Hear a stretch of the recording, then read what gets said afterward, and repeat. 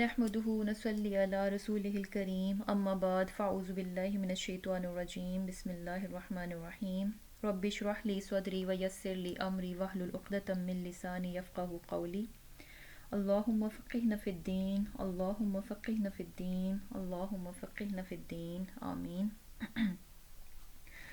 انشاءاللہ آج آیت نمبر 64 سے شروع کریں گے سورہ آل عمران کی۔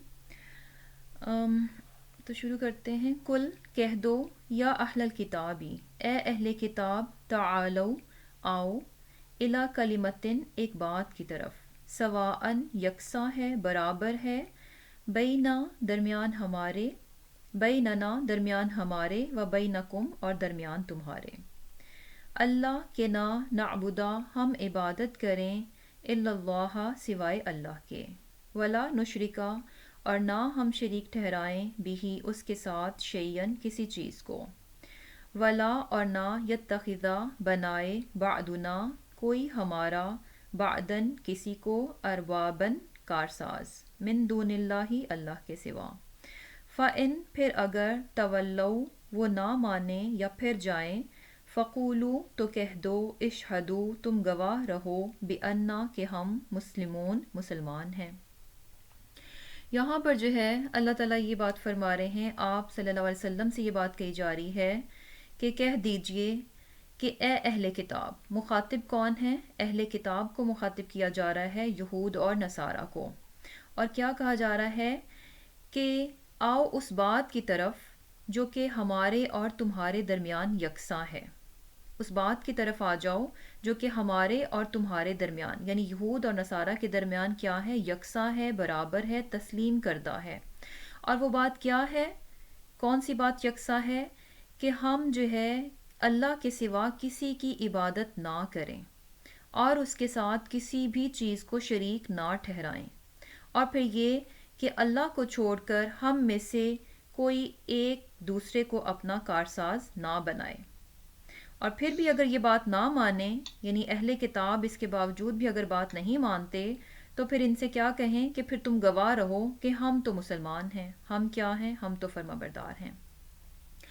جیسے کہ پچھلی بار ہم نے دیکھا تھا عیسیٰ علیہ السلام کا ہم نے واقعہ پڑھا، اور یہ چیز بھی ہم نے دیکھی کہ نجران سے عیسائیوں کے کچھ لوگ جو تھے ایک وفد کی صورت میں آپ صلی اللہ علیہ وسلم سے ملاقات کے لیے آئے تھے، اور آپ صلی اللہ علیہ وسلم نے ان کو اسلام کی دعوت دی، اور کیا تھا کہ انہوں نے عیسیٰ علیہ السلام کے بارے میں بات کی، اور پھر کیا تھا کہ یہ ساری آیات جو تھیں وہ نازل کی گئیں، اور ان کے جو غلط عقیدے تھے عیسیٰ علیہ السلام کے بارے میں ان کو بہت واضح طور پر کلیئر کر دیا گیا کہ عیسیٰ علیہ السلام کون تھے، ہر طرح سے ہر طرح کے دلائل دے کر ان کو بات جو ہے بتا دی گئی۔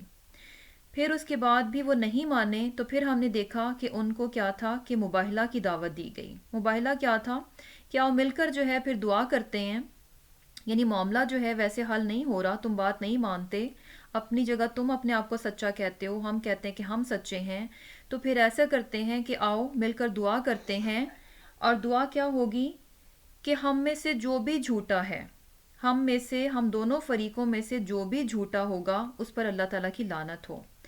تو کیا ہوا کہ نصارہ جو تھے انہوں نے مباہلہ نہیں کیا، اور اس کی وجہ بھی کیا تھی کہ اصل میں وہ یہ چیز پہچان چکے تھے کہ آپ صلی اللہ علیہ وسلم کیا ہیں؟ اللہ تعالیٰ کے سچے پیغمبر ہیں، سچے نبی ہیں، اور وہ یہ جانتے تھے کہ اگر ہم نے مباہلہ کیا تو ایسی صورت میں کیا ہے کہ ہم تو صفحہ ہستی سے مٹا دیے جائیں گے، ہم پر ہی اللہ تعالیٰ کی لعنت آئے گی۔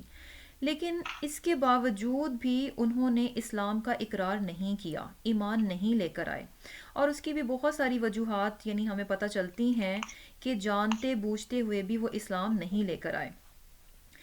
اور بیسیکلی کیا ہے کہ یہ چیز جو ہے جب ہم یہ یہود اور نصارہ کے بارے میں ان چیزوں کو پڑھتے ہیں کہ ان لوگوں نے پہچان لیا تھا، یہ لوگ جانتے تھے، اس کے باوجود بھی یہ لوگ ایمان نہیں لائے، تو بظاہر یہ چیز دیکھنے میں ہمیں جو ہے نا بہت عجیب سی لگتی ہے۔ ہم یہ سوچتے ہیں کہ اچھا ایسی کیا بات ہے کہ جب انسان کو حق پتہ چل جائے، صحیح بات اس کے سامنے آ جائے، تو پھر ایسی کون سی سچویشن بن جاتی ہے کہ انسان جانتے بوجھتے ہوئے بھی حق کو نہیں لیتا۔ تو ان کے معاملے کو اگر ہم دیکھیں تو ہمیں ایسا لگتا ہے کہ ایسا تو ہونا ہی نہیں چاہیے، یعنی حق سامنے آ گیا، جب وہ پہچان گئے تھے تو اس کا ریئیکشن یہی ہونا چاہیے تھا کہ وہ اسلام قبول کر جاتے، لیکن انہوں نے نہیں کیا۔ تو اس چیز کو ہم اپنے اوپر رکھ کر دیکھیں گے تو انشاءاللہ اس چیز کی ہمیں زیادہ سمجھ بھی آئے گی، اور پھر ہمارا دل بھی تھوڑا مطمئن ہو جائے گا کہ ایسا کیوں ہوتا ہے۔ اگر ہم اپنی مثال لیں، بہت سی چیزیں، بہت سی باتیں، بہت سے احکامات اللہ تعالیٰ کے، ہم کیا ہے کہ جانتے ہیں ان کو، ان کی سچائی میں ہمیں ذرہ برابر بھی شک نہیں ہوتا۔ آخرت ہی کی بات کو لے لیں، ہم سب مسلمان ہیں، اس بات پر ہم ایمان رکھتے ہیں کہ ایک دن آخرت آئے گی، قیامت کا دن آئے گا، اور مجھ سے میرے ایک ایک چیز کا، ایک ایک لمحے کا، ایک ایک عمل کا، ایک ایک بات کا حساب لیا جائے گا۔ یہ چیز جو ہے، اس بات پر ہمیں بہت یقین ہے، اور اس کی سچائی میں ذرہ برابر بھی ہمیں کوئی شک نہیں ہے، لیکن اس کے باوجود کیا ہے کہ ہم اس چیز پر اس طرح سے عمل نہیں کرتے، اس چیز پر ہم اس طرح سے یقین نہیں لے کر آتے جو کہ ہمیں لے کر آنا چاہیے۔ اور یہ یقین ہمیں کہاں سے نظر آئے گا؟ ہمارا عمل ہی اس بات کی گواہی دے گا کہ ہم جو ہے، یعنی کیا ہے کہ ہمیں آخرت پر یقین ہے۔ یعنی یقین ہونے کے باوجود بھی ہمارا عمل نہیں بدلتا، ہم اپنے آپ کو بدلنے کے لیے تیار نہیں ہوتے۔ تو یہ کیا ہے کہ سچائی کو جانتے بوجھتے ہوئے بھی ہم اس سچائی کے مطابق اپنے آپ کو بدلنا نہیں چاہتے۔ تو یہاں پر ان کی بھی یہی حالت تھی، سچائی کو جان لیتے تھے، پہچان لیتے تھے، لیکن اپنی باتوں میں اس قدر پختہ ہو چکے تھے، دنیا کے فائدے اس قدر عزیز ہو چکے تھے، دنیا ان کو اس قدر اچھی لگنا شروع ہو گئی تھی کہ ان چیزوں کو یہ چھوڑ نہیں سکتے تھے۔ اور اس کا حل کیا ہوتا تھا کہ یہ انکار کر دیتے تھے، یعنی رسول ہی کا انکار کر دیتے تھے۔ اور پھر کیا تھا کہ یہ ساری باتیں جو ہیں بتائی گئیں، اور پھر اس کے بعد اس کے باوجود بھی انہوں نے انکار کیا۔ اب اس آیت میں جو ہے ایک اور چیز کی طرف ان کو بلایا جا رہا ہے، یعنی کیا کہا جا رہا ہے کہ اہل کتاب کو یہ بات کہی جا رہی ہے کہ آؤ ایک کلمے کی طرف۔ یہاں پہ جو ورڈ تعالو ہے، یعنی آؤ، یہ کیا ہے کہ بلندی کی طرف بلانا، کسی کو اعلیٰ مقصد کی طرف بلانا۔ تو اس کی طرف کہا جا رہا ہے کہ آؤ ایک اعلیٰ بات کی طرف آؤ، ایک اعلیٰ مقصد کی طرف آؤ۔ اور یہ بات کیا ہے؟ کلمہ کیا ہے؟ یعنی پوری ایک مکمل بات ہے۔ اور یہ کلمہ کون سا ہے؟ کلمہ توحید ہے۔ یہ کلمہ توحید کیا ہے کہ تمہارے اور ہمارے درمیان بالکل یکساں ہے۔ توحید کیا ہے؟ کہ ایک اللہ کی عبادت کی جائے اور اس کے ساتھ کسی کو شریک نہ ٹھہرایا جائے، یہ کیا ہے؟ توحید ہے۔ اور توحید کی یہ بات کیا ہے کہ ہمارے درمیان اور ان کے درمیان کیا ہے؟ مشترک ہے، یکساں ہے، برابر ہے، ایک تسلیم کردہ حقیقت ہے، ایک سچائی ہے جو کہ ان کے بیچ میں بھی ہے اور ہمارے بیچ میں بھی ہے۔ یعنی یہود، نصارہ اور مسلمانوں کے درمیان توحید کی بات کیا ہے؟ یکساں ہے۔ تو یہ چیز کہ یعنی ان سے یہ کہا جا رہا ہے کہ باقی چیزیں، باقی اختلافات ایک طرف، لیکن کیا ہے کہ اس ایک بات پر ہم آ کر اکٹھے ہو جاتے ہیں جو کہ تمہیں بھی سکھائی گئی، تمہیں بھی بتائی گئی، تمہارے بھی پیغمبروں میں نے آ کر تمہیں بھی کلمہ توحید ہی سکھایا۔ تو آؤ کیا ہے کہ ہم اسی بات پر اکٹھے ہو جاتے ہیں، اسی بات پر مل بیٹھتے ہیں۔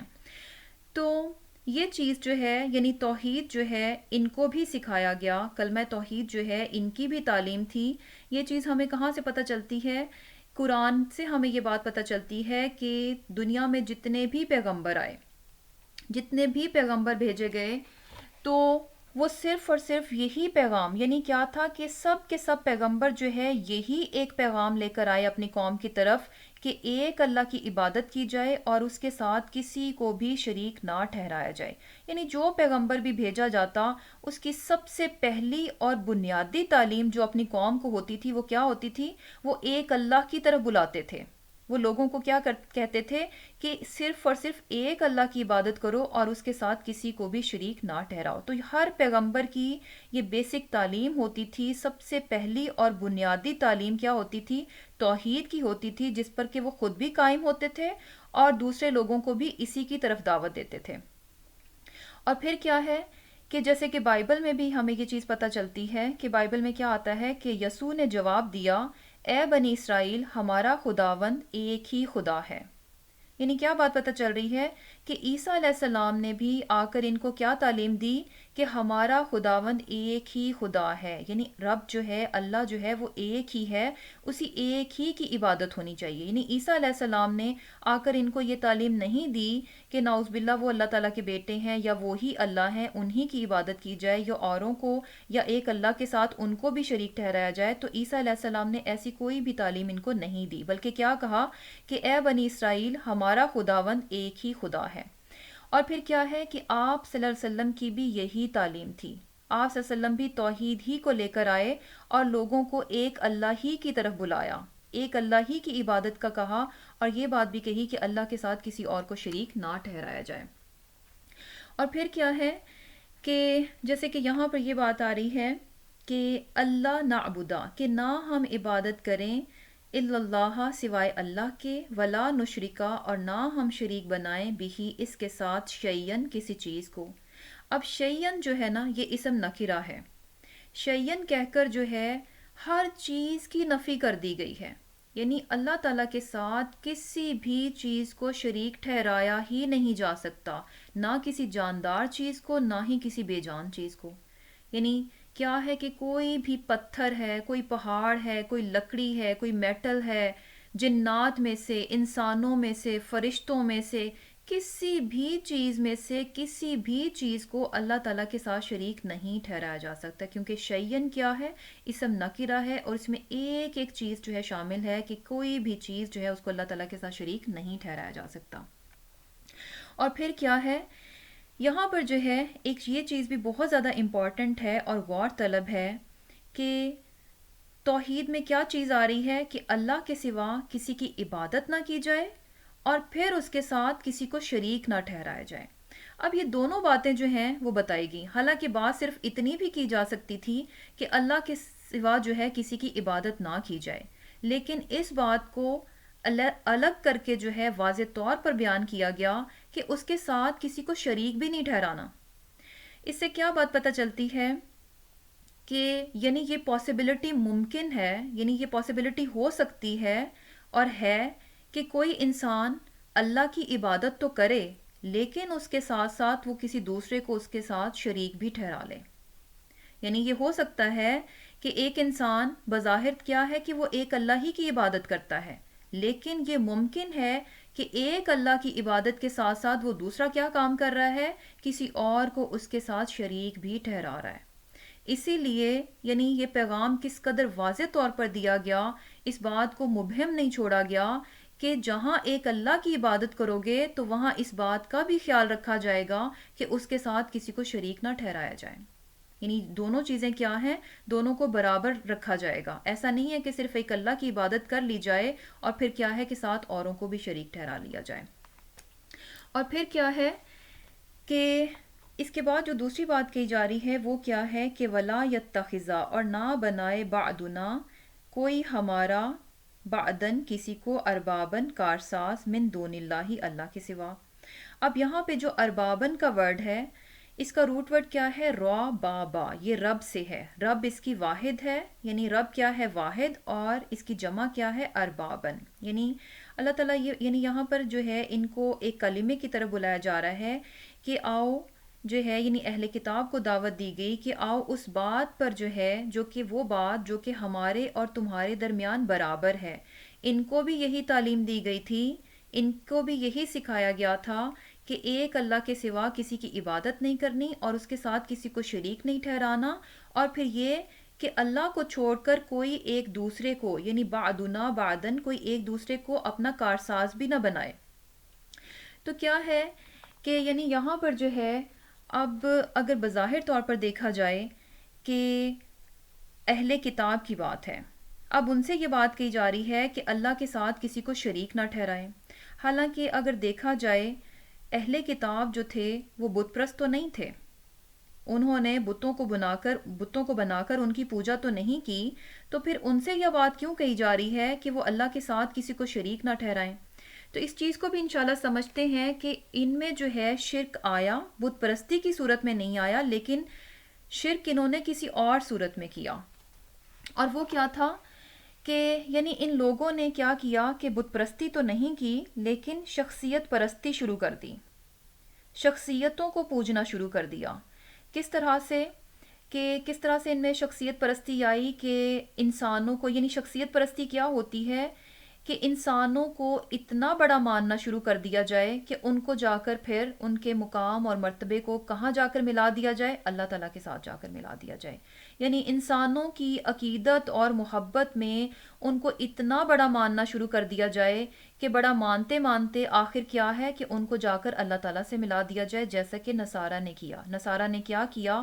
عیسیٰ علیہ السلام کی محبت اور عقیدت میں اتنا آگے بڑھ گئے، اتنا غلف کیا ان کی محبت اور عقیدت میں، ان کے معاملے میں، کہ ان کو کیا کیا کہ جا کر اللہ تعالیٰ سے ملا دیا۔ اور کیا کہتے ہیں؟ یعنی دو باتیں کرتے ہیں کہ یہی اللہ ہے، یا پھر کیا کہتے ہیں کہ عیسیٰ علیہ السلام کیا ہے؟ اللہ تعالیٰ کے بیٹے ہیں۔ تو یہ کیا تھی؟ شخصیت پرستی تھی۔ یعنی بظاہر جو ہے بت پرستی کی صورت میں انہوں نے شرک نہیں کیا، لیکن شخصیت پرستی کی۔ اور پھر ایک اور طرح سے انہوں نے شرک کیا، وہ کیا تھا شخصیت پرستی کی؟ کہ ان کی جو عوام تھی، ان کی عوام نے اپنے، ان کے جو علماء تھے، جو اسکالرز تھے، ان کے جو قول تھے، ان کی باتیں جو تھیں، اپنے علماء کے قول اور ان کی باتوں کو کیا لیا؟ اللہ کے حکم سے بڑھ کر لے لیا۔ یعنی کیا ہے کہ ان کی، یعنی اللہ تعالیٰ کے مقابلے میں اپنے اسکالرز اور اپنے علماء کی باتوں کو انہوں نے اس طرح سے لیا کہ جیسے کہ اللہ کی بات کو لینا چاہیے تھا۔ یہاں پر یہ جو بات ہو رہی ہے نا کہ وَلَا يَتَّخِذَ بَعْضُنَا بَعْضًا أَرْبَابًا، کہ کوئی ہمارا جو ہے اللہ کو چھوڑ کر کوئی ہم میں سے ایک دوسرے کو اپنا رب نہ بنائے، اپنا کارساز نہ بنائے۔ تو یہ رب بنانا کس طرح سے ہے؟ کوئی کسی کو رب کیسے بنا لے گا؟ کہ یعنی اللہ تعالیٰ کے مقابلے میں کسی دوسرے کی بات کو اس طرح سے مان لینا کہ جیسا کہ رب کی بات کو ماننے کا حق ہے، تو یہ کیا ہے؟ رب بنانا ہے۔ تو بیسیکلی یہی کام جو تھا اہل کتاب کے لوگوں نے کیا، اور ان کے عوام نے کیا کیا کہ اپنے علماء اور اپنے جو ان کے بزرگ تھے، جو ان کے بڑے تھے، جو ان کے احبار تھے، ان کے قول اور ان کی باتوں کو وہ مقام دیا جو کہ اللہ کی بات کا ہونا چاہیے تھا۔ اور پھر کیا تھا؟ یعنی یہ چیز جو ہے کہ اس چیز کو انشاءاللہ ہم اس طرح سے سمجھ لیتے ہیں کہ جیسے ان کے بارے میں یہ کہا گیا کہ ایک دوسرے کو ارباب نہ بنائیں، ایک دوسرے کو اپنا کارساز نہ بنائیں، اور لیکن اہل کتاب نے ایسا کیا۔ یہ چیز جو ہے ہمیں سورہ توبہ سے بھی پتہ چلتی ہے۔ سورہ توبہ کی آیہ نمبر 31 میں آتا ہے کہ اللہ تعالیٰ فرماتے ہیں اتخذوا احبارہم ورہبانہم اربابا من دون اللہ۔ یعنی کیا ہے کہ ان لوگوں نے اللہ کو چھوڑ کر اپنے عالموں کو، دینی مشائخ کو اور درویشوں کو اپنا رب بنا لیا ہے۔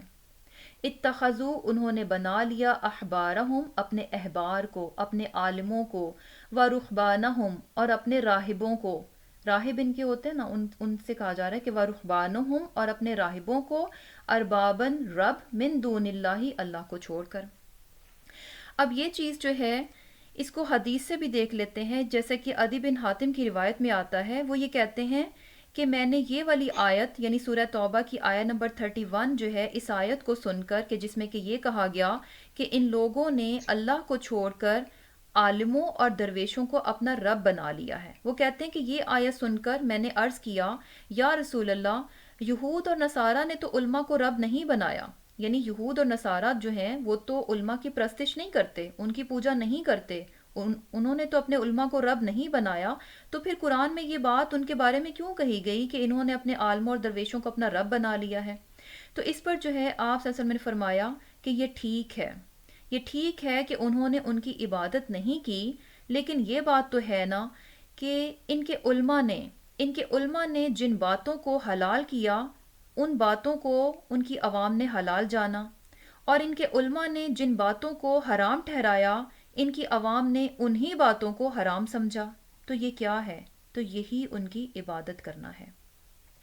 تو بیسیکلی ان کی خطا کیا تھی کہ یعنی اصل میں اگر دیکھا جائے کہ شریعت جو ہے، شریعت کون متعین کرتا ہے؟ صرف اور صرف اللہ تعالیٰ متعین کرتے ہیں۔ حلال اور حرام جو ہے کون مقرر کرتا ہے؟ صرف اور صرف اللہ تعالیٰ ہی مقرر کرتے ہیں۔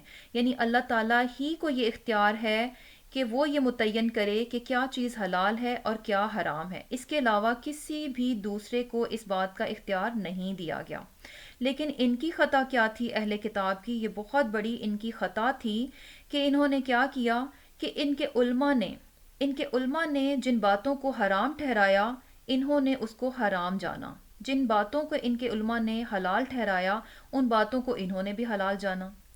اب کیا ہے کہ ایسا کرنا کچھ غلط نہیں ہے، اگر تو علماء اور اسکالرز جو ہیں اگر تو اللہ ہی کے مطابق حلال اور حرام بتاتے ہیں پھر تو اس میں کوئی مذائقہ نہیں ہے، لیکن یہاں پر کیا تھا کہ ان کے علماء جو تھے اپنا من پسند دین بنا رہے تھے، اپنی پسند کا دین بنا رہے تھے، اپنی مرضی سے چیزوں کو حرام اور حلال ٹھہرا رہے تھے، اور ان کی عوام بھی اللہ کی بات کو، اللہ کے حکم کو پیچھے ڈال کر ان کی محبت میں، اپنے اسکالرز کی محبت میں، عقیدت میں کیا ہے کہ انہی کی بات کو وہ رتبہ دیتی تھی جو کہ اللہ کی بات کو دینا چاہیے تھا۔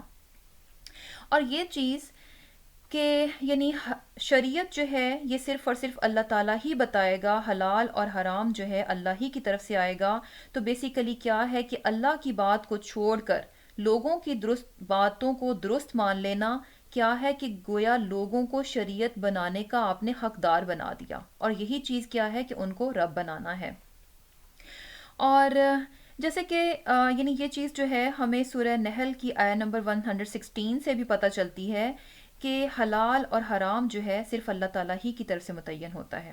اس میں آتا ہے، اللہ تعالیٰ فرماتے ہیں کہ کسی چیز کو اپنی زبان سے جھوٹ موٹ نہ کہہ دیا کرو کہ یہ حلال ہے اور یہ حرام ہے کہ اللہ پر بہتان باندھو۔ کیا ہے کہ خود سے خود چیزوں کو حلال اور حرام نہ کہہ دیا کرو، یہ کیا ہے؟ سراسر اللہ تعالیٰ پر بہتان باندھنا ہے، جھوٹ گڑنا ہے، کیونکہ اگر اللہ تعالیٰ نے اس چیز کو حرام یا حلال نہیں کہا تو اگر کوئی انسان خامخواہ میں خود سے جھوٹ گڑ کر چیزوں کو حلال اور حرام قرار دیتا ہے تو کیا ہے؟ وہ اللہ تعالیٰ پر جھوٹ گڑتا ہے۔ اور پھر کیا ہے کہ اس معاملے میں کہ حلال اور حرام جو ہے صرف اللہ تعالیٰ ہی مقرر کریں گے، اس معاملے میں کیا ہے کہ رسول بھی خود سے حرام اور حلال مقرر نہیں کرتے، یہ اختیار جو ہے رسولوں کو بھی نہیں دیا گیا۔ اور یہ چیز جو ہے ہمیں سورہ تحریم سے پتہ چلتی ہے کہ جب آپ صلی اللہ علیہ وسلم نے شہد کو اپنے اوپر حرام کیا تو اللہ تعالیٰ نے آپ صلی اللہ علیہ وسلم کی وہاں پر رہنمائی فرمائی، اور آپ صلی اللہ علیہ وسلم کو اس بات سے منع کیا گیا کہ آپ شہد کو اپنے اوپر حرام نہ کریں، کیونکہ شہد کیا ہے؟ شہد کو اللہ تعالیٰ نے حلال قرار دیا ہے۔ اور یہ دیکھیں اللہ تعالیٰ کی اس بات میں کتنی زیادہ حکمت ہے۔ اگر ایسا نہ کیا جاتا، آپ صلی اللہ علیہ وسلم نے شہد کو اپنے اوپر حرام کیا تھا اور اس چیز کو اگر منع نہ کیا جاتا تو اس کے ریزلٹس کیا نکلتے کہ صحابہ کرام جو تھے وہ بھی آپ کو دیکھتے کہ آپ صلی اللہ علیہ وسلم شہد نہیں پیتے تو صحابہ کرام بھی شہد پینا چھوڑ دیتے، کیونکہ صحابہ کرام تو انچ بائی انچ ان کو فالو کرتے تھے، ایک ایک چیز ان سے لینے والے تھے، تو جب آپ صلی اللہ علیہ وسلم شہد کو چھوڑتے تو صحابہ کرام بھی چھوڑ دیتے، اور پھر کیا ہوتا کہ آج ہم بھی شہد کو اپنے اوپر حرام قرار دیتے تھے، آج ہم بھی ایک فائدہ مند چیز جو کہ اللہ تعالیٰ نے حلال قرار دی تھی ہم جو ہے اس کو اپنے اوپر حرام قرار دے دیتے، اور پھر کیا ہے کہ اس کے فائدوں سے ہم محروم ہو جاتے۔ تو یہ چیز تو واضح ہو گئی کہ شریعت کس کی طرف سے آئے گی؟ صرف اور صرف اللہ تعالیٰ ہی کی طرف سے آئے گی، کیا حلال ہے، کیا حرام ہے، کیا صحیح ہے، کیا غلط ہے، اس کا فیصلہ جو ہے کوئی اور دوسرا نہیں کر سکتا، یہ صرف اور صرف اللہ تعالیٰ ہی کریں گے کہ کیا حلال ہے کیا حرام ہے، اور ہمیں بھی اسی کو فالو کرنا ہے، اسی کو حرام سمجھنا ہے جس کو اللہ نے حرام قرار دیا، اور اسی کو حلال جاننا ہے جس کو کہ اللہ تعالیٰ نے حلال قرار دیا، اور اللہ کے مقابلے میں کسی بھی دوسرے انسان کی بات کو نہیں لیا جائے گا۔ اچھا، کچھ چیزیں کیا ہیں کہ ایک طرف تو ہم یہ بات کرتے ہیں کہ حلال اور حرام اللہ کی طرف سے ہے اور جو ہمیں قرآن سے پتہ چلے گا ہم اسی چیز کو لیں گے، لیکن دوسری طرف کیا ہے کہ کچھ چیزیں ایسی بھی ہیں جو کہ ہمیں صرف حدیث سے پتہ چلتی ہیں، صرف احادیث ہی سے ان کا پتہ چلتا ہے کہ وہ حرام ہے یا کہ حلال ہے، تو ان کے بارے میں کیا ہے کہ پھر ہمارا رویہ کیا ہونے چاہیے؟ یہ پھر تو کانٹراڈکٹری بات ہو گئی کہ ہم ایک طرف یہ بات کرتے ہیں کہ حلال اور حرام جو ہے صرف اللہ ہی کی طرف سے متعین ہوتا ہے، دوسری طرف کیا ہے کہ کچھ چیزیں ایسی بھی ہیں جو کہ صرف ہمیں حدیث سے پتہ چلتی ہیں کہ وہ حلال ہے یا حرام ہے، قرآن سے نہیں پتہ چلتی، لیکن کیا ہے کہ ان کے بارے میں بھی ہمارا رویہ کیا ہے کہ ان کو بھی ہم اسی طرح سے لیں گے جس طرح کہ ہم قرآن کی بات کو لیتے ہیں. یعنی حدیث سے جو باتیں ہمیں پتہ چلتی ہیں حلال اور حرام کے بارے میں، ان چیزوں کو ہم وہی سٹیٹس دیں گے جو کہ ہم قرآن سے جو باتیں ہمیں پتہ چلتی ہیں ان کو دیتے ہیں. کیونکہ کیا ہے کہ یعنی رسول اللہ صلی اللہ علیہ وسلم پر جو باتیں بتائی گئیں، یعنی جو بھی حلال اور حرام بتایا گیا، وہ کس کے ذریعے سے بتایا گیا؟ وحی کے ذریعے سے بتایا گیا. اب وحی کیا ہے؟ اس کی دو قسمیں ہیں. ایک تو وہ وحی ہے جو کہ یعنی جو کچھ چیزیں جو کہ آپ صلی اللہ علیہ وسلم کو وحی کے ذریعے بتائی گئیں، اور وہ وحی آج کیا ہے؟ ہمارے سامنے قرآن کی صورت میں ہے. اس وحی کو کیا کہا جاتا ہے؟ وحی مطلوع، یعنی وہ وحی جس کی کہ ہم تلاوت کرتے ہیں، اس وحی کے ذریعے آپ صلی اللہ علیہ وسلم کو کچھ باتیں بتائی گئیں. اس کے علاوہ وحی کی دوسری قسم وہ ہے جو کہ وہ بھی اللہ ہی کی طرف سے تھی، لیکن وہ کیا ہے؟ وحی خفی ہے، وحی غیر مطلوع ہے. یعنی کچھ چیزیں ایسی بھی آپ صلی اللہ علیہ وسلم کو بتائی گئیں جو کہ وحی خفی کے ذریعے بتائی گئیں، جو کہ قرآن میں نہیں ہے، لیکن ایکچولی کیا ہیں؟ وہ اللہ ہی کی طرف سے ہیں. وہ آپ صلی اللہ علیہ وسلم نے خود سے اپنی پسند سے وہ شامل نہیں کی، یعنی اپنی مرضی سے ان چیزوں کا حکم نہیں دیا. ان کا حکم بھی کیا ہے؟ وحی پر ہی مبنی ہے. لیکن وہ وحی کی کون سی قسم ہے؟ وہ وحی خفی ہے اور وحی غیر مطلوع ہے، یعنی جس کی تلاوت نہیں ہوتی. اور یہ چیز کہ رسول اللہ صلی اللہ علیہ وسلم نے جو بھی چیزیں ہمیں احادیث میں بتائی ہیں حلال اور حرام کے بارے میں یا دین کے بارے میں، وہ کیا ہیں؟ وہ بھی وحی پر مبنی ہیں. تو یہ چیز بھی ہمیں قرآن ہی سے پتہ چلتی ہے. یعنی قرآن میں یہ بات بتائی گئی ہے کہ آپ صلی اللہ علیہ وسلم جو ہے اپنی خواہش سے کوئی بات نہیں کرتے تھے.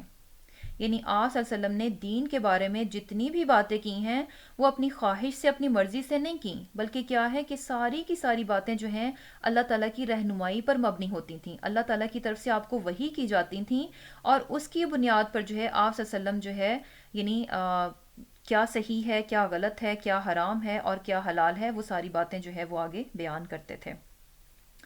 اب یہاں سے جو ہے یہ بات بھی پتہ چل گئی کہ حلال اور حرام کے معاملے میں کیا ہے کہ اللہ تعالیٰ کی بات کو لیا جائے گا، اور پھر اس کے بعد کیا ہے کہ رسول کی بات کو لیا جائے گا، کیونکہ رسول جو ہے اپنی مرضی سے بات نہیں کرتے. وہ کیا ہے کہ وحی پر مبنی بات ہوتی ہے. آپ صلی اللہ علیہ وسلم کو وحی کے ذریعے جو ہے وہ بتایا جاتا ہے کہ کیا حلال ہے، کیا حرام ہے.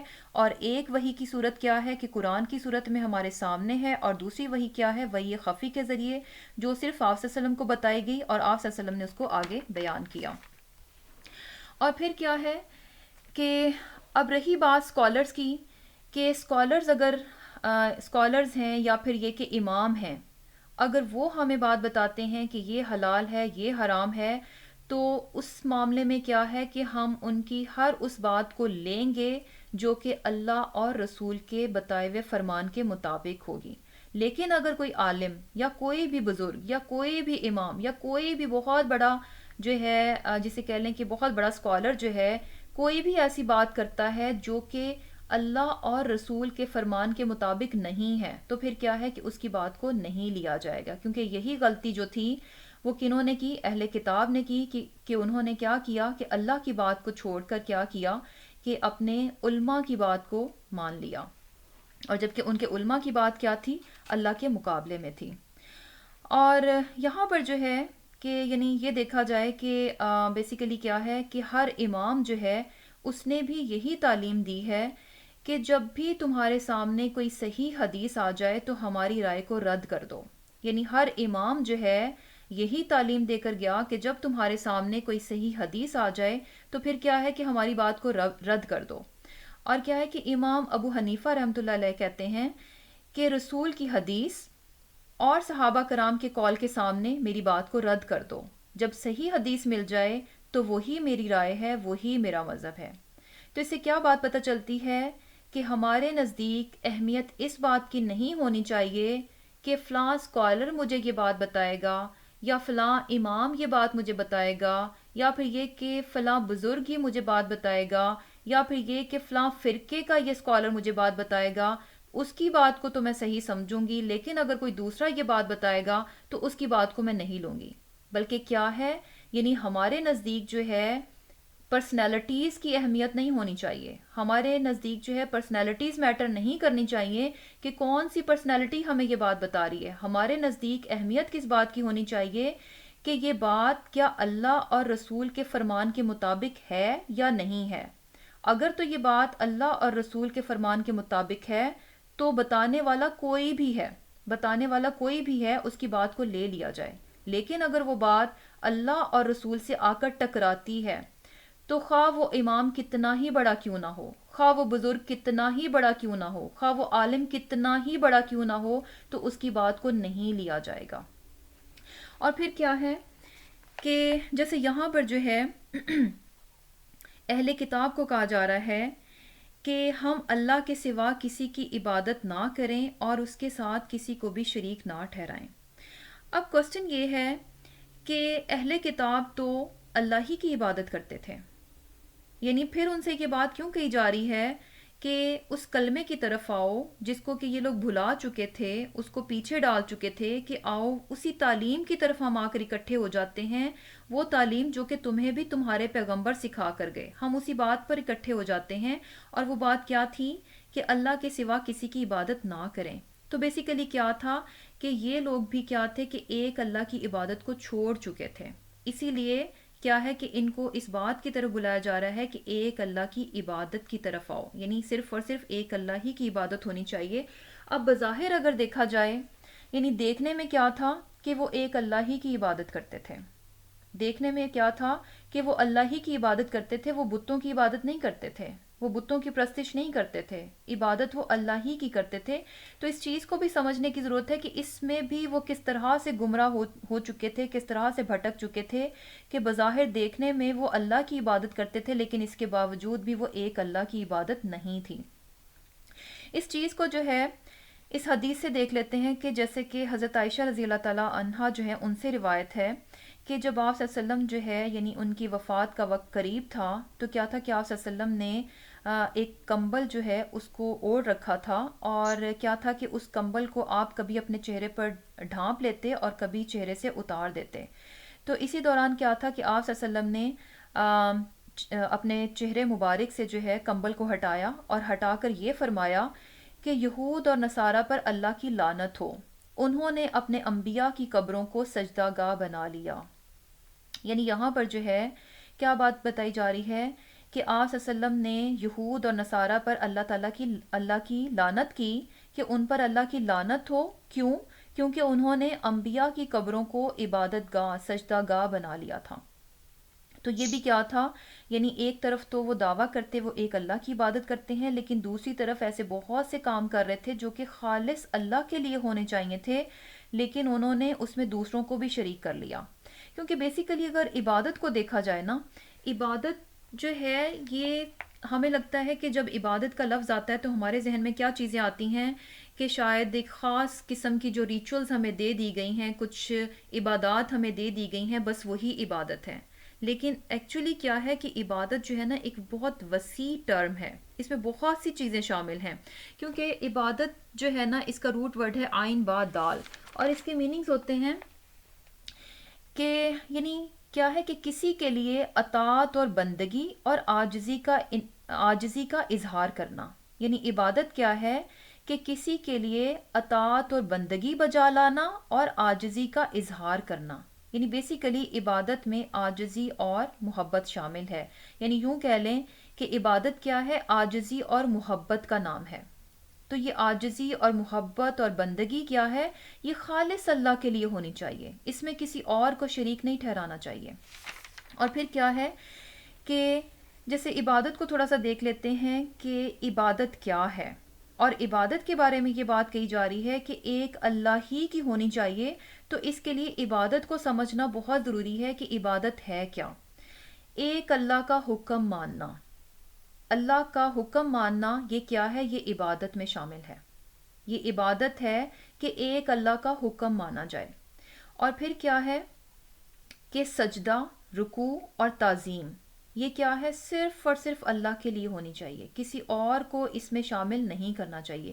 کیونکہ عبادت کے ہمیں جو کچھ مخصوص طریقے بتائے گئے ہیں نا، جو کچھ مخصوص طریقے بتائے گئے ہیں جس میں کہ سجدہ بھی شامل ہے، رکوع بھی شامل ہے، تعظیم اور انکساری بھی شامل ہے، تو یہ خاص طریقے ہمیں بتا دیے گئے ہیں، تو یہ کیا ہے؟ صرف اور صرف اللہ کے لیے ہونے چاہیے، اس کے علاوہ کسی اور کو اس میں شامل نہیں کرنا چاہیے۔ اگر ہم ان چیزوں میں کسی اور کو شامل کرتے ہیں تو پھر کیا ہے؟ اسی سے کیا ہے کہ شرک جنم لیتا ہے۔ اور یہی چیز جو ہے آپ صلی اللہ علیہ وسلم نے بھی فرمائی کہ یہود اور نصارہ پر اللہ کی لعنت ہو، انہوں نے انبیاء کی قبروں کو سجدہ گاہ بنا لیا۔ اب یہاں پر جو ہے یہ بات کہ ایک اللہ کا حکم ماننا کیا ہے؟ عبادت ہے، اور کیا ہے کہ عبادت صرف اللہ ہی کی ہونی چاہیے۔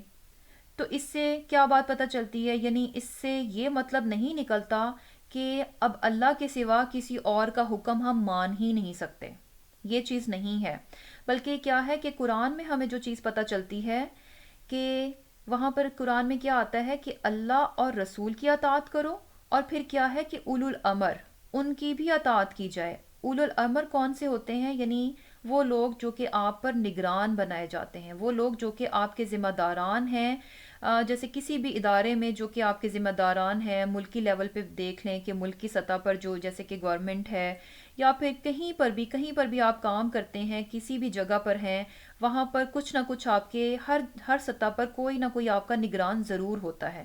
تو جو بھی آپ کا ہیڈ ہے، جو بھی آپ کا نگران ہے، جو بھی آپ کا ذمہ دار ہے، اس کی بھی ہمیں اطاعت کرنی ہے، اس کی بھی ہمیں بات ماننی ہے۔ یہ چیز ہمیں کہاں سے پتہ چلتی ہے؟ قرآن ہی سے پتہ چلتی ہے، جہاں پر یہ کہا جا رہا ہے کہ اللہ اور رسول کی اطاعت کرو، اور پھر کیا ہے کہ اولو الامر، ذمہ داران کی بھی بات مانو۔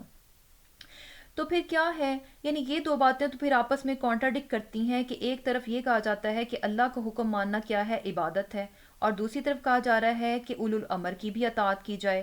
تو بیسیکلی کیا ہے کہ یہ چیز سمجھنے کی ہے کہ اللہ اور اس کے رسول کی اطاعت کیا ہے؟ غیر مشروط ہے، بغیر کسی شرط کے ہمیں کیا ہے کہ اللہ اور رسول کی بات ماننی ہے۔ جو بھی حکم اللہ اور اس کے رسول کی طرف سے آتا ہے، ہمیں ہر حال میں اس کی اطاعت کرنی ہے، اس کو ماننا ہے۔ جبکہ دوسری طرف کیا ہے کہ جہاں اولو الامر کی بات کہی گئی کہ ان کی بھی اطاعت کرو، تو ان کی اطاعت کیا ہے؟ شرط کے ساتھ ہے۔ شرط کیا ہے؟ کہ اگر ان ذمہ داران کی بات، اگر ان نگران کا حکم جو ہے اللہ اور رسول کے حکم کے مطابق ہے، پھر تو ہمیں ان کی اطاعت کرنی ہے، ان کی بات کو ماننا ہے۔ لیکن اگر ہمارے ذمہ داران جو ہیں ایک ایسی بات کا حکم دیتے ہیں جو کہ اللہ اور رسول کے حکم سے ٹکراتی ہے، تو پھر ایسی صورت میں اطاعت نہیں ہوگی۔ یعنی اطاعت جو ہے وہیں پر ہوگی جہاں پر کہ اللہ اور اس کے رسول کے حکم کے مطابق ہوگی، ادروائز کیا ہے کہ اطاعت نہیں ہوگی۔ جیسے کہ حضرت علی رضی اللہ تعالیٰ عنہ جو ہیں، ان کا بھی یہ قول ہے کہ کسی مخلوق کی اطاعت جائز ہی نہیں جہاں کہ نافرمانی ہو۔ یعنی جہاں کوئی نافرمانی کا حکم دے گا، وہاں پر اس کی اطاعت کسی صورت بھی جائز نہیں ہے۔ جہاں اللہ اور رسول کی نافرمانی کا کوئی حکم دے گا، تو وہاں کیا ہے کہ سامنے والا کوئی بھی ہو، سامنے والا کوئی بھی ہے، اس کا کوئی بھی مقام اور مرتبہ ہے، تو پھر اس کی بات کو نہیں لیا جائے گا۔ اور پھر کیا ہے کہ جیسے کہ والدین کا بھی کہا گیا کہ والدین کی اطاعت کرو، والدین کا کہا مانو، تو والدین کی بات کو بھی کب مانا جائے گا؟ جب ان کی بات جو ہے اللہ اور رسول کے حکم کے مطابق ہوگی۔ اگر والدین جو ہے ایسی بات کا حکم دیتے ہیں جو کہ سراسر نافرمانی پر مبنی ہے، تو ایسی صورت میں پھر ان کی اطاعت نہیں کی جائے گی۔ اور پھر کیا ہے کہ اس چیز میں جو ہے، یعنی جہاں پر یہ بات آتی ہے کہ اچھا اگر کوئی نافرمانی کی بات کہے تو آپ کے ذمہ داران ہیں، آپ کے والدین ہیں، آپ کے بڑے ہیں، تو آپ کو ان کی بات نہیں ماننی، تو یہ بات تو اپنی جگہ بالکل ٹھیک ہے۔ لیکن اس معاملے میں ایک دوسری تعلیم بھی ہمیں دی گئی ہے کہ وہاں پر پھر ہمیں بد اخلاقی نہیں دکھانی۔ ایسا نہیں ہوگا کہ اگر والدین ہمیں کسی نافرمانی کا حکم دیتے ہیں اور ہم کہیں کہ نہیں یہ تو نافرمانی کی بات ہے، ہمیں نہیں ماننی، تو ٹھیک ہے، اس بات کو تو ہم واقعی نہیں مانیں گے، لیکن دوسری طرف ہمیں کیا سکھایا گیا کہ بد اخلاقی بھی نہیں ہوگی۔ ان کے ساتھ جو ہے پورے یعنی بہترین اخلاقیات جو ہیں اس کا پورا خیال رکھا جائے گا، اور یہ کہ ان کے ساتھ کسی بھی قسم کی کوئی بدتمیزی یا بد اخلاقی جو ہے وہ نہیں کی جائے گی۔ اور اس کی بہترین مثال جو ہے ہمیں کہاں ملتی ہے؟ ابراہیم علیہ السلام جو ہے وہ بہترین مثال ہیں کہ ان کا باپ کون تھا؟ مشرک تھا، اور انہیں کیا حکم دیتا تھا؟ شرک کا حکم دیتا تھا، جبکہ ابراہیم علیہ السلام کیا تھے کہ وہ توحید پر قائم تھے۔ اب وہاں پر جو ہے ابراہیم علیہ السلام جو ہیں انہوں نے بہت ہی بہترین طریقے سے، یعنی ان کا جو مکالمہ جو کہ قرآن میں آتا ہے کہ ایک طرف ان کا باپ ہے جو کہ بہت ہی روڈ ہو کر ان سے بات کر رہا ہے، اور ان کے ساتھ جو ہے انتہائی ابراہیم علیہ السلام کے بارے میں انتہائی سخت الفاظ ان کے بارے میں کہہ رہا ہے، لیکن دوسری طرف ابراہیم علیہ السلام ہیں کہ یعنی انہوں نے بہت ہی اچھے طریقے سے اپنے باپ سے بات کی، یعنی بہت ہی عزت احترام اور پورے اخلاق کے ساتھ ان سے بات کی، اور یہ کہ جب ان سے جدا ہوئے تو بہت ہی اچھے کلمات کے ساتھ، بہت ہی اچھے طریقے کے ساتھ، یعنی یہ نہیں کیا کہ ان کی یعنی کہا جائے کہ اچھا یہ کیونکہ میرا باپ ہے تو مجھے اس کی بات ماننی ہے، اب وہ شرک بھی کہے تو مجھے شرک بھی کر لینا ہے، یعنی جہاں بات خلاف آئے گی اللہ اور رسول کے تو اس بات کو نہیں لیا جائے گا، لیکن نافرمانی میں بھی کیا ہے، یعنی بات نہ ماننے میں بھی کیا ہے کہ بد اخلاقی جو ہے وہ نہیں کی جائے گی۔ اور پھر کیا ہے کہ جیسے کہ دوسری بات کیا آ گئی، یعنی عبادت کے جو مخصوص طریقے ہمیں بتائے گئے ہیں جس میں کہ سجدہ ہے، رکوع ہے، تعظیم ہے، تو یہ چیزیں بھی کیا ہیں؟ صرف اللہ کے لیے خالص ہیں۔ جبکہ دوسری طرف ہمیں یہ حکم بھی دیا گیا کہ والدین کے لیے، والدین کے سامنے کس طرح سے بیٹھنا ہے؟ کندھے جھکا کر بیٹھنا ہے۔ تو اب یہاں پر جو ہے یعنی یہ نہیں ہوگا کہ والدین کی جو تعظیم ہے اس میں یہ چیز نہیں ہوگی کہ انسان جو ہے اس میں اتنا چلا جائے کہ وہ چیزیں جو کہ اللہ کے لیے خالص ہیں، یعنی سجدہ کرنا، یا پھر یہ کہ ان کے سامنے اتنا زیادہ اپنے آپ کو جھکا لینا کہ جو انسان جو ہے رکوع کی پوزیشن میں چلا جائے، تو ایسا کچھ بھی نہیں ہوگا۔ بلکہ کیا ہے کہ جو ہمیں حکم دیا گیا ہے کہ والدین کے سامنے کندھے جھکا کر بیٹھو، تو اس کا مطلب یہ ہے کہ ان کے سامنے اس طرح سے بیٹھا جائے کہ انسان کی جو پوزیشن ہو اس میں تکبر نہ ہو، یعنی ان کے سامنے اس طرح سے نہ بیٹھا جائے کہ انسان بہت اکڑ کر بیٹھے اور انسان میں بہت تکبر ہو، بلکہ کیا ہے کہ عاجزی کے ساتھ بیٹھا جائے۔ ایسا نہ ہو کہ انسان ان کے سامنے ایسی پوزیشن میں بیٹھے کہ لگے کہ میں بہت اکڑ کر بیٹھا ہوں۔ لیکن دوسری طرف اس بات کا بھی خیال رکھنا ہے کہ جہاں پر والدین ہیں، استاد ہیں، بڑے ہیں، بزرگ ہیں، ان کو عزت دی جائے گی، تو اس عزت دینے میں اتنا آگے بھی نہیں نکلنا کہ انسان ان کے پیروں ہی میں چلا جائے، یا پھر یہ کہ ان کے سامنے اتنا جھک جائے جتنا کہ اللہ کے سامنے جھکنے کا حق ہے۔ کیونکہ رکوع کیا ہے؟ یہ پوزیشن کیا ہے؟ یہ اللہ کے لیے خاص ہے۔ سجدہ کیا ہے؟ یہ اللہ کے لیے خاص ہے۔ تو یہ تعظیم کا جو طریقہ ہے، یہ جو عبادت کا طریقہ ہے، یہ کسی اور کے لیے جائز نہیں ہے۔ اور یہاں پر جو بیسیکلی بات بتائی گئی ہے کہ یہود اور نصارہ اہل کتاب کی جو گمراہی تھی وہ یہی تھی کہ انہوں نے کیا کیا کہ بتوں کی تو پوجا نہیں کی، لیکن کیا کیا؟ شخصیتوں کو بہت بڑا مان لیا، شخصیتوں کی محبتوں میں، ان کی عقیدت میں اتنا آگے بڑھ گئے کہ ان کو جا کر اللہ کے برابر ملا دیا۔ اور پھر کیا تھا کہ اپنے اسکالرز جو ان کے راہب تھے اور جو ان کے احبار تھے، جو ان کے بزرگ تھے، جو ان کے درویش تھے، ان کی باتوں کو اللہ کے مقابلے میں لیا، یعنی اللہ تعالیٰ کی بات کو پیچھے ڈال دیا اور ان کی محبت میں انہی کی بات کو جو ہے انہوں نے اپنے لیے لیا۔ اور پھر آخر میں جو ہے یہی بات کہی جا رہی ہے، یعنی یہ ساری چیزیں بتا کر کے یعنی یہود اور نصارہ سے کہا جا رہا ہے کہ کلمہ توحید جو ہے اس پر ہم جو ہے اکٹھے ہو جاتے ہیں۔ اور یہ چیز جو ہے اس آیت کے بارے میں یعنی کیا ہے کہ یہ بھی کہا جاتا ہے کہ آپ صلی اللہ علیہ وسلم نے صلح حدیبیہ کے بعد جو دوسرے بادشاہوں کو اسلام کی دعوت دینے کے لیے جو خط لکھے تھے، تو آپ صلی اللہ علیہ وسلم نے یہ اسی آیت کو جو ہے کوڈ کیا تھا، یعنی ان بادشاہوں کو جو ہے اسی آیت کے ذریعے جو ہے اسلام کی دعوت دی تھی اور اسی طرف بلایا تھا کہ وہ توحید کی طرف آئیں۔ اور پھر جو بات کہی جا رہی ہے کہ اگر یہ نہ مانیں تو پھر کیا ہے کہ تم گواہ رہو کہ ہم کیا ہیں، ہم تو مسلمان ہیں، فرما بردار ہیں۔ اور پھر کیا ہے کہ اس کے بعد اللہ تعالیٰ فرما رہے ہیں یا اہل الکتابی، اے اہل کتاب، لما تحاجون، کیوں تم جھگڑتے ہو، فی ابراہیم، ابراہیم علیہ السلام کے بارے میں، وما انزلت، اور نہیں اتاری گئی، التورات، تورات، والانجیل، اور انجیل، الا مگر، من بعدہ، اس کے بعد۔ یہاں پہ ہی کی ضمیر جو ہے ابراہیم علیہ السلام کی طرف جا رہی ہے، یعنی ابراہیم علیہ السلام کے بعد۔ افلا، کیا پھر نہیں، تعقلون، تم عقل کرتے۔ اب کیا تھا کہ یعنی اہل کتاب جو تھے، یہاں پر جو بات کی جا رہی ہے اہل کتاب سے ہے کہ تم ابراہیم علیہ السلام کے بارے میں کیوں جھگڑتے ہو۔ اور ان کا یہ جھگڑا کیا تھا کہ یعنی ابن عباس رضی اللہ تعالیٰ عنہ کا یہ قول ہے کہ جب عیسائی جو ہے آپ صلی اللہ علیہ وسلم سے ملنے کے لیے آئے تھے تو کیا ہوا کہ یہود بھی وہاں پر اکٹھے ہو گئے، یہود بھی اکٹھے ہو گئے اور وہاں کے جو مشرک تھے وہ بھی آ گئے۔ اب کیا ہوا کہ ان کا آپس میں ایک بحث چھڑ پڑی، ہر کوئی کہنے لگا کہ ابراہیم علیہ السلام کون تھے، یعنی یہودیوں نے کہا کہ ابراہیم علیہ السلام کون تھے، یہودی تھے، اور جبکہ عیسائی کہنے لگے کہ نہیں ابراہیم علیہ السلام تو عیسائیت پر تھے، اور مشرک کیا کہنے لگے کہ نہیں عیسیٰ علیہ السلام یعنی کیا ہے کہ ہم جو ہیں دین ابراہیمی پر ہیں، تو ابراہیم علیہ السلام کا وہی دین تھا جو کہ ہمارا دین ہے۔ تو یہاں پر جو ہے بیسیکلی یہی بات بتائی جا رہی ہے، ان سے کہا جا رہا ہے کہ تم ابراہیم علیہ السلام کے بارے میں کیوں جھگڑتے ہو، کہ ابراہیم علیہ السلام کون تھے، وہ یہودی تھے یا نصارہ تھے، وہ کون تھے، اس بارے میں تم جھگڑا کیوں کرتے ہو، جھگڑنے کی تو بات ہی نہیں ہونی چاہیے۔ یعنی ابراہیم علیہ السلام تو ان میں سے کچھ بھی نہیں تھے، نہ وہ یہودی تھے اور نہ ہی وہ نصارہ تھے، کیونکہ اس کی دلیل کیا ہے، اللہ تعالیٰ فرما رہے ہیں کہ تورات اور انجیل تو ابراہیم علیہ السلام کے بہت دیر کے بعد نازل ہوئیں۔ جب ابراہیم علیہ السلام تھے اس وقت نہ تو تورات نازل ہوئی تھی اور نہ ہی انجیل نازل ہوئی تھی، کیونکہ تورات کے ماننے والے اپنے آپ کو کیا کہتے ہیں کہ وہ یہود ہیں، اور انجیل کے ماننے والے اپنے آپ کو کیا کہتے ہیں کہ وہ عیسائی ہیں۔ تو جب ابراہیم علیہ السلام تھے تو اس وقت نہ تو تورات نازل ہوئی تھی تو نہ انجیل نازل ہوئی تھی، تو اس لیے ابراہیم علیہ السلام نہ تو یہودی تھے اور نہ ہی نصارہ تھے۔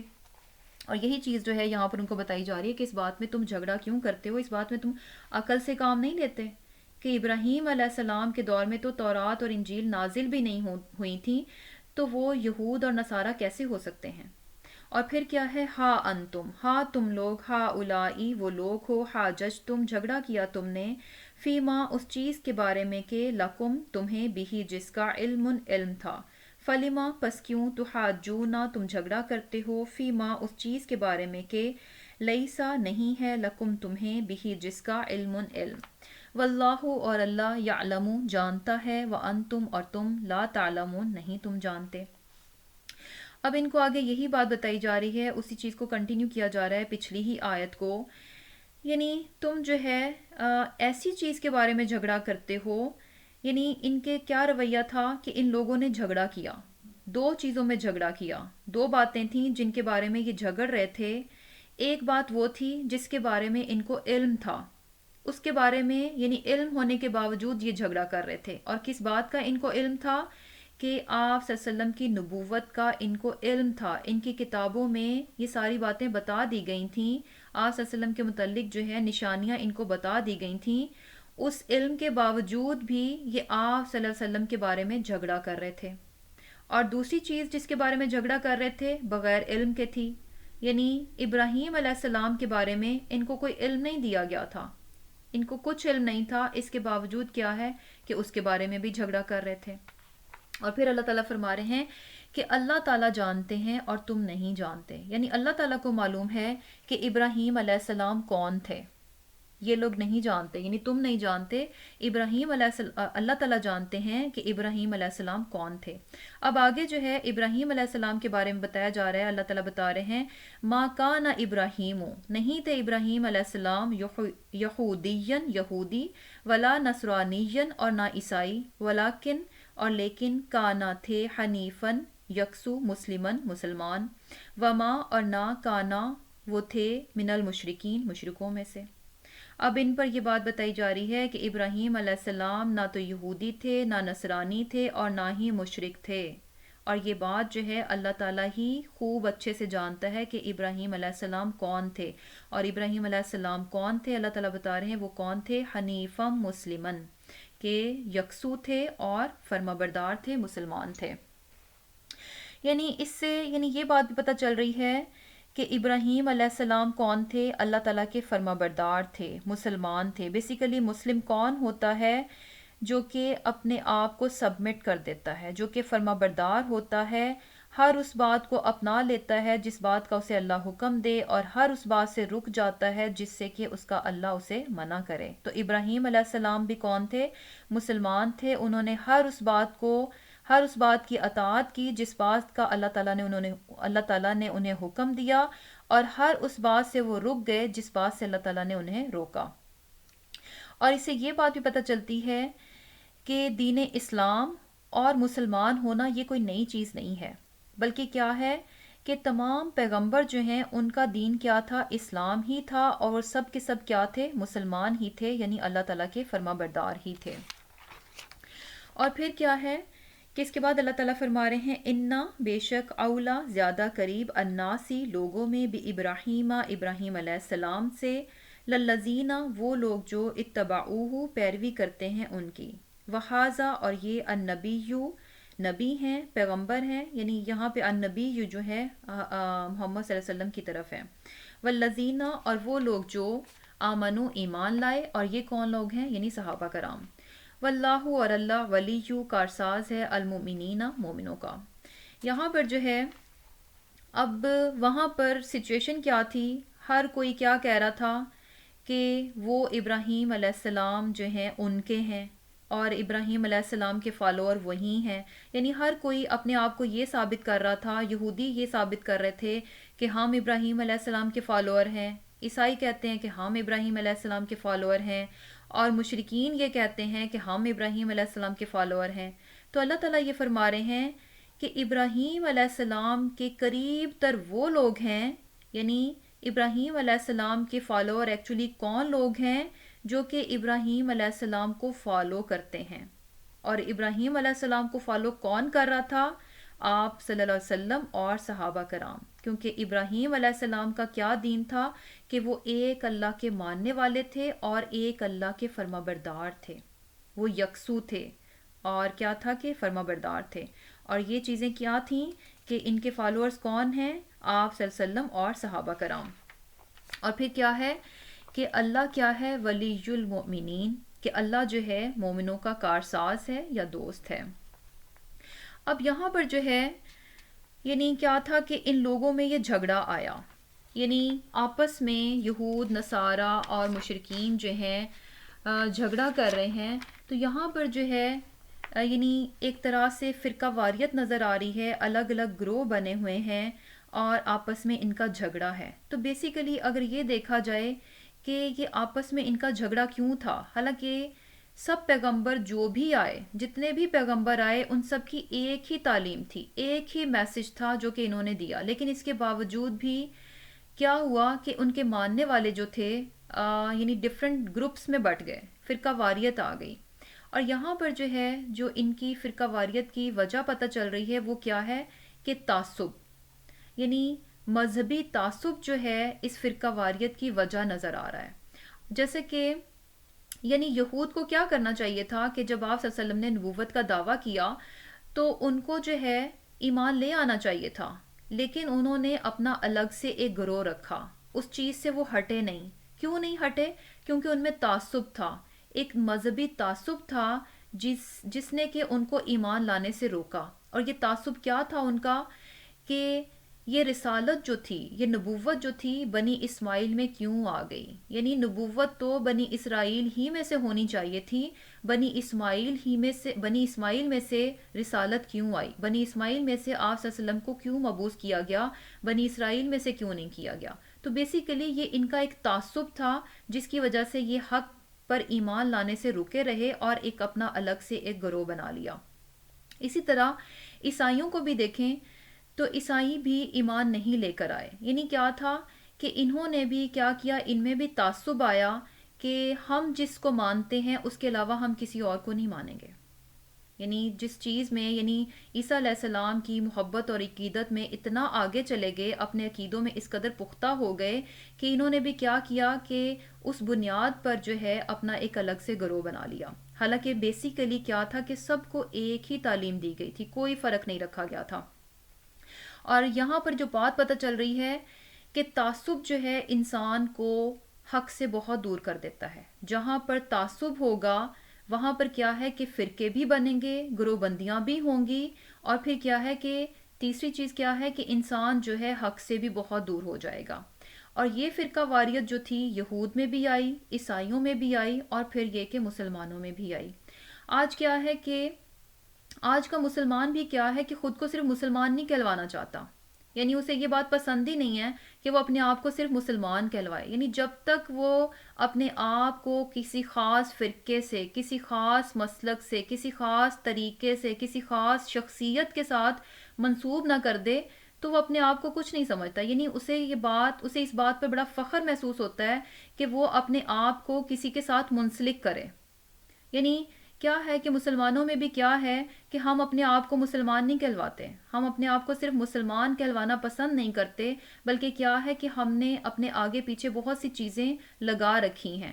اور وہ کیا ہے کہ یعنی اس میں بھی کیا ہے کہ شخصیت پرستی ہے، فرقہ پرستی ہے کہ اچھا ہم خاص فرقے سے ہیں، یا یوں کہہ لیں کہ جیسے امام کے ساتھ اپنے آپ کو منسوب کر لینا، ہم حنفی ہیں، ہم شافی ہیں، ہم جو ہے سنی ہیں، ہم اہل حدیث ہیں، ہم دیوبندی ہیں، ہم اس فرقے سے ہیں، ہم اس مسلک سے ہیں. تو یہ چیزیں کیا ہیں؟ انتہائی ناپسندیدہ ہیں. ان چیزوں کی اسلام میں کچھ بھی گنجائش نہیں ہے، کیونکہ یہ چیزیں جو ہیں ایک طرف تو ناپسندیدہ ہیں، اور دوسری طرف کیا ہے، اس کی سب سے بڑا جو ڈرا بیک ہے وہ کیا ہے کہ انسان جو ہے حق بات سے بہت دور ہو جاتا ہے. انسان کو یعنی یہ چیزیں، یہ تعصب جب انسان میں آتا ہے تو انسان کیا ہے کہ حق سے دور ہو جاتا ہے. ہوتا کیا ہے کہ انسان جو ہے یعنی کیا ہے کہ انسان اپنے آپ کو ایک چیز میں باؤنڈ کر لیتا ہے کہ اچھا چونکہ میں فلاں فرقے سے ہوں تو اگر جو ہے میرے فرقے کا اسکالر جو ہے جو بات کہے گا تو بس مجھے اسی بات کو لینا ہے، اور خواہ وہ بات جو ہے یعنی کتنی بھی قرآن اور سنت سے میچ کرتی ہے یا نہیں کرتی، لیکن چونکہ میں فلاں فرقے سے تعلق رکھتا ہوں تو میں نے صرف اور صرف اسی فرقے کے اسکالر کی بات سننی ہے. تو یہ کیا ہے کہ انسان کو یعنی انسان میں کیا ہے، تعصب ہے، اور کیا ہے کہ انسان حق سے دور ہو جاتا ہے. یعنی یہ چیز جو ہے اگر دیکھا جائے کہ یہ جو امام ہیں یہ ہمیں یہ تعلیم نہیں دے کر گئے کہ ہم جو ہے ان کے ساتھ اپنے آپ کو منسوب کر لیں، یا پھر یہ کہیں کہ ہم جو ہے صرف ایک امام کو لیں اور صرف اسی کی جو ہے ساری کی ساری باتیں لیں. یہ تعلیم ہمیں کوئی بھی امام نہیں دے کر گیا. کسی امام نے یہ تعلیم نہیں دی کہ جو ہے میری ہی کہی ہوئی بات کو پکڑ لینا یا پھر جو ہے میرے ساتھ اپنے آپ کو منسوب کرنا. ایسی تعلیم جو ہے کوئی بھی امام نہیں دے کر گیا. لیکن کیا ہے کہ بعد کے جو لوگ آئے ان لوگوں نے ان چیزوں کو جو ہے یعنی جن میں پھر تعصب آیا تو ان لوگوں نے ان چیزوں کو اور زیادہ فروغ دیا. اب ایک یہ چیز بھی بہت زیادہ کامن پائی جاتی ہے، یعنی یہ کہا جاتا ہے کہ کسی ایک امام کو پکڑنا جو ہے وہ بہت ضروری ہے. یعنی کسی ایک ہی امام کو لیا جائے، اور یہ کہ ایسا نہیں ہونا چاہیے کہ آپ ایک بات تو ایک امام کی لیں اور دوسری بات دوسرے امام سے لے لیں. تو بیسیکلی کیا ہے کہ یعنی بات کو لینے کا کرائٹیریا کیا ہونا چاہیے کہ ہمارے پاس جو ہے دو چیزیں ہمیں دے دی گئی ہیں. قرآن اور سنت جو ہے ہمیں دے دیا گیا، تو کسی بھی امام کی بات کو لینے کا ہمارے پاس کرائٹیریا کیا ہونا چاہیے؟ قرآن اور سنت. یہ نہیں ہونا چاہیے کہ چونکہ فلاں امام سے میں نے اپنے آپ کو منسوب کر رکھا ہے تو مجھے ہر حال میں اسی کی بات کو لینا ہے. نہیں، بلکہ کرائٹیریا کیا ہونا چاہیے کہ کس امام کی بات جو ہے قرآن اور سنت سے زیادہ قریب ہے، کس امام کی بات جو ہے، کس کے امام کے پاس جو ہے اس بات کے لیے زیادہ مضبوط دلائل ہیں، زیادہ واضح دلائل ہیں، اور وہ دلائل کیا ہیں؟ قرآن اور سنت سے ہیں. تو اس کی بات جو ہے اس کی بات کو جو ہے لے لیا جائے. اسی طرح اگر اسکالرس کی بات لیں تو اسکالرس میں بھی اپنے آپ کو قید کرنا کہ میں اس فرقے کے اسکالر کی بات سنوں گی، تو یہ کیا ہے؟ اپنے آپ کو حق سے دور کرنا ہے. کسی بھی اسکالر کی بات کو لینے کا کرائٹیریا ہمارے پاس کیا ہونا چاہیے کہ کس اسکالر کی بات جو ہے قرآن اور سنت کے مطابق ہے. اگر تو وہ بات قرآن اور سنت کے مطابق ہے تو اس بات کو لے لیا جائے. یہ نہیں پھر دیکھنا چاہیے کہ نہیں یہ تو فلاں فرقے سے ہے، بے شک اس کی بات قرآن اور سنت کے مطابق ہے لیکن میں اس کی بات کو نہیں لوں گی. یعنی میزان کیا ہے، کس بات پر کسی کی بات کو پرکھا جائے گا، کس بات پر کسی عالم کی بات کو لیا جائے گا؟ قرآن اور سنت کی بنیاد پر. جس کی بات جو ہے قرآن اور سنت کے قریب ہے، قرآن اور سنت کے مطابق ہے، تو دینے والا کوئی بھی ہے، کسی بھی فرقے کا ہے، کسی بھی طریقے کا ہے، کسی بھی مسلک کا ہے، تو اس سے اس حق بات کو لے لیا جائے. لیکن اگر ہم وہاں پر تعصب برتیں گے تو پھر کیا ہے کہ ہم ایسی صورت میں حق سے جو ہے وہ دور ہو جائیں گے. اور پھر یہ چیز کہ فرقہ واریت اور تعصب جو ہے اس سے ہمیں اپنے آپ کو بچانا چاہیے. یہ چیز جو ہے انتہائی ناپسندیدہ ہے اور یہ کتنی ہلاکت کا باعث بنے گی. اس چیز کو بھی انشاءاللہ تعالی جب ہم فورتھ پارہ شروع کریں گے اس چیز کو بھی ہم پڑھیں گے کہ یہ جو ہے انسان کو کس قدر گمراہی کی طرف لے جاتی ہے اور کس قدر ہلاکت کا باعث بنتی ہے، جو کہ دیکھنے میں ہمیں لگتا ہے کہ شاید یہ کوئی بڑی بات نہیں ہے کہ اگر ہم اپنے آپ کو فرقوں سے منسوب کرتے ہیں. کیونکہ اگر دیکھا جائے کہ رسول اللہ صلی اللہ علیہ وسلم نے ہمیں کوئی ایسی تعلیم نہیں دی کہ اچھا جو انسان فلاں فرقے سے ہوگا وہ تو ہدایت پر ہوگا اور جو فلاں فرقے سے ہوگا وہ تو جو ہے، جیسے کہ آج کل کیا ہوتا ہے کہ ہم جو ہے کافر کے فتوے اور پتہ نہیں کیا کیا کس طرح کے فتوے دے دیتے ہیں کہ جو اس فرقے سے ہیں وہ ایسے ہیں، جو اس فرقے سے ویسے ایسے ہیں. جبکہ کیا ہے کہ ہمیں جو ہے رسول اللہ صلی اللہ علیہ وسلم کی تعلیمات سے ایسی کوئی بھی چیز نہیں ملتی. ہمیں دو چیزیں دے دی گئی ہیں، قرآن اور سنت. جو اس کو فالو کرے گا، جو اس پر رہ کر بات کرے گا، جو اس کے مطابق اپنا عمل کرے گا، وہ ہدایت پر ہے، خواہ وہ اپنے آپ کو کسی بھی فرقے سے کہے، کسی بھی طریقے سے کہے، کسی بھی مسلک سے کہے. جو قرآن اور سنت سے ہٹ جائے گا پھر وہ کسی بھی فرقے سے ہے، کسی بھی طریقے سے ہے، وہ کیا ہے، وہ گمراہ ہے. اور پھر کیا ہے، اور پھر اس میں یعنی یہ چیز بھی ہمیں پتہ چل رہی ہے کہ انشاءاللہ تعالی ہمیں بھی اب اپنے لیے کیا ہے کہ صرف اور صرف مسلمان ہی کہلوانا ہے. اور پھر اس کے بعد اللہ تعالیٰ فرما رہے ہیں ودت چاہتا ہے طائفتن ایک گروہ من اہل الکتابی اہل کتاب میں سے لو یدلونکم کہ اے کاش گمراہ کر دیں تمہیں وما یدلونا اور نہیں گمراہ کریں گے الا مگر انفسہم اپنے آپ کو وما اور نہیں یشعرون وہ جانتے. اب جو ہے مسلمانوں کو یہ بات کہی جا رہی ہے کہ اہل کتاب جو ہیں یہ شدت سے یہ چاہتے ہیں، یعنی شدت سے ان کا یہ شدت سے اس بات کو چاہتے ہیں کہ کسی طرح مسلمانوں کو ان کی اصل سے ہٹا دیں، ان کو گمراہ کر دیں. لیکن اصل بات کیا ہے کہ یہ ان کو تو نہیں ہٹا سکیں گے، یعنی مسلمانوں کو نہیں گمراہ کر رہے، بلکہ بیسیکلی کیا ہے کہ یہ خود گمراہ ہو رہے ہیں، خود یہ گمراہ ہیں اور اس چیز کو یہ جانتے بھی نہیں ہیں. اب وہاں پر تو جو ہے اس دور میں بھی یہ کوشش ہو رہی تھی، اہل کتاب جو تھے مسلمانوں کو جو ہے گمراہ کرنے کی کوشش کر رہے تھے، اس دور میں بھی ہو رہی تھی. لیکن اس وقت کیا تھا کہ صحابہ کرام تھے، سامنے والے کون تھے، بہت ہی مضبوط ایمان والے لوگ تھے، صحابہ کرام تھے. اور پھر کیا تھا کہ ان کو تو وہ گمراہ نہیں کر سکے، وہ ان کی گمراہی میں نہیں آتے تھے. لیکن کیا ہے کہ یہ آج بھی یہ کوششیں جو ہیں اسی طرح جاری ہیں. اور اس میں کیا ہے کہ آج کا مسلمان بہت آسانی سے ٹریپ ہو جاتا ہے. اور یہاں پر جو بات بتائی جا رہی ہے نا کہ یہ چاہتے ہیں کہ تمہیں گمراہ کر دیں، لیکن اللہ تعالیٰ فرما رہے ہیں کہ یہ تمہیں کیا گمراہ کریں گے، یہ تو اپنے آپ ہی کو گمراہ کر رہے ہیں، یعنی یہ تو خود گمراہ ہیں اور اس چیز کا انہیں احساس تک بھی نہیں ہے. تو بیسیکلی کیا ہے کہ آج کا مسلمان یعنی کس طرح سے بہت آسانی سے گمراہ ہو جاتا ہے کہ، اور ان کی طرف سے کیا کوششیں جو ہمیں نظر آتی ہیں وہ کیا ہے کہ دین کے معاملے میں شبہ پیدا کرنا، یعنی دین کے معاملے میں شک و شبہ پیدا کر دینا اور ایسے سوالات کرنا کہ جس سے جو ہے سامنے والا شک میں پڑ جائے. اور پھر کیا ہے کہ قرآن کی جو ہے ایسی تعویلات کرنا، قرآن کے الفاظ کی ایسی تعویل کرنا جس سے یہ پروف کرنا کہ اللہ ایک نہیں ہے. جیسے کہ ہم یہ دیکھتے ہیں کہ اللہ تعالیٰ جو ہے جب اپنے لیے بات کرتے ہیں تو نحنو کا مطلب ہوتا ہے ہم، یعنی نحنو کا ورڈ آتا ہے تو اس سے یہ بات یہ پروف کرنے کی کوشش کرتے ہیں کہ دیکھو جب اللہ تعالیٰ اپنے لیے یہ فرماتے ہیں کہ نحنو ہم نے ایسا کیا تو ہم سے تو پھر زیادہ پتہ چلتے ہیں، اس کا مطلب کیا ہوا کہ اللہ تو ایک نہیں ہے. تو اب یہ چیز کیا ہے کہ جب مسلمان ان باتوں کو سنتا ہے اور پھر جا کے وہ قرآن بھی کھولے گا اور اس کو نحنو ہی قرآن میں نظر آئے گا. اب ایک مسلمان جو کہ قرآن کا علم نہیں رکھتا تو اس چیز سے وہ بڑا متاثر ہو جائے گا کہ اچھا پھر اللہ تعالیٰ نے نحنو کیوں کہا، پھر ہم کیوں کہا، اگر اللہ ایک ہے تو میں کی بجائے جو ہے نحنو کیوں کہا. تو یہ چیز جو ہے اس کو یعنی کیا ہے کہ بہت جلدی جو ہے ایسا مسلمان جو کہ قرآن سے لا علم ہوتا ہے وہ کیا ہے بہت جلدی متاثر ہو جاتا ہے. اور اسی طرح کیا ہے قرآن کی بہت ساری آیات ایسی ہیں کہ جن کا ترجمہ اگر آپ بظاہر دیکھیں اور جن آیات کو پھر وہ کوڈ کرتے ہیں مسلمانوں کو گمراہ کرنے کے لیے، پروپیگنڈا کرنے کے لیے، اگر آپ ان آیات کے ترجمہ کو دیکھیں تو ترجمہ پڑھ کر تو یہی لگے گا کہ ہاں یہ تو بالکل سچی بات ہی تو کر رہے ہیں، ایسا ہی تو یہ بتا رہے ہیں. لیکن جب آپ صحیح معنوں میں اس چیز کو، ان آیات کو سمجھتے ہیں تو پتہ چلتا ہے کہ وہ تو ٹوٹلی ڈیفرنٹ بات ہوتی ہے جس طرح کہ انہوں نے کوڈ کی ہوتی ہے، کوڈ کیا ہوتا ہے اس آیت کو.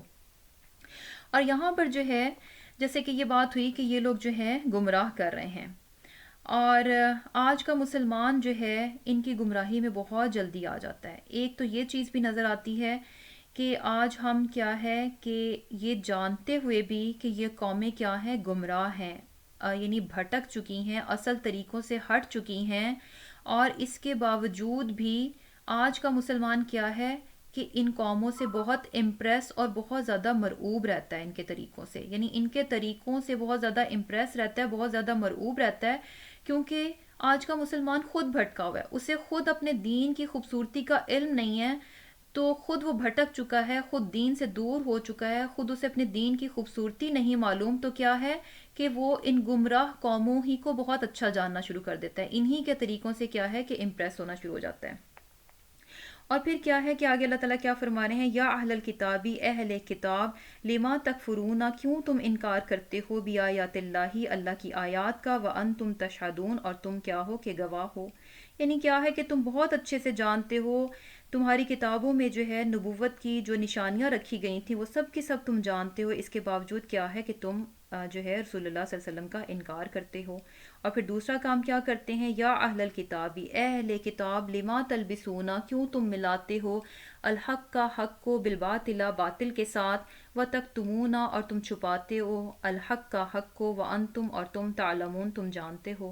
اور دوسرا کام کیا کرتے تھے کہ حق اور باطل کو آپس میں اس طرح سے گڈ مڈ کر دیتے تھے کہ سامنے والے کو پتہ ہی نہ چلے کہ کیا سچ ہے اور کیا غلط ہے، یعنی اس طرح سے حق میں باطل کو شامل کر دینا کہ سامنے والے کو بالکل اندازہ نہ ہو سکے کہ اس میں جھوٹ بھی شامل ہے. اس طرح سے حق اور باطل کو جو ہے آپس میں یہ ملاتے تھے، اور اسی چیز سے یہاں پر جو ہے ان کو کہا جا رہا ہے کہ تم حق اور باطل کو کیوں ایسے ملاتے ہو، اور ملانا بھی کب ہے، جبکہ یہ بہت اچھے سے جانتے ہیں کہ حق کیا ہے اور باطل کیا ہے.